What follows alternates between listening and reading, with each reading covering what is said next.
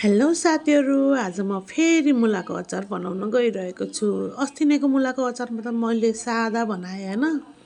अहिले चाहिँ मैले हरियो खुर्सानी अनि त्यसपछि यसमा केराउ हालेर मैले अर्को अचार बनाउन लागिरहेको छु।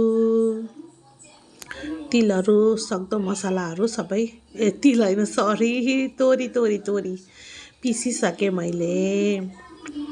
त्यसपछि यसमा मैले खनाइदिएँ तोरी। यसमा मैले स्वाद अनुसारको नुन पनि हालेँ। त्यसपछि यसमा मैले थोरै मसला जिरा धनिया एड गरेँ, अलि स्वाद आओस् भनेर मजाले गरेँ अर्कै। अनि मैले तेल तताएँ, म फेरि तेल तताएर नै गर्छु के हैन। अनि यसमा मैले मेथी हालेँ, तेल तताएर बनाउँछु ताकि चाँडै पाकोस् भनेर। त्यसपछि मैले खुर्सानी पकाएँ। मैले त आलुको अचार बनाए जस्तो भयो आज त।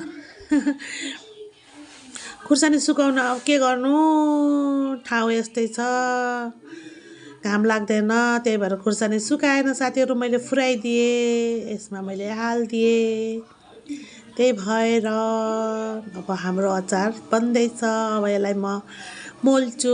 धन्यवाद। तपाईँहरूलाई कस्तो लाग्यो प्लिज कमेन्ट्स लाइक सेयर गरिदिनु होला।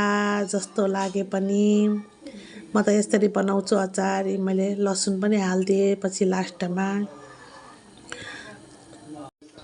म त यस्तै गरेर अचार बनाउँछु साथीहरू। मेरो अचार रेडी भयो। अब म डब्बामा हाल्छु, अर्को डब्बामा पनि हाल्छु।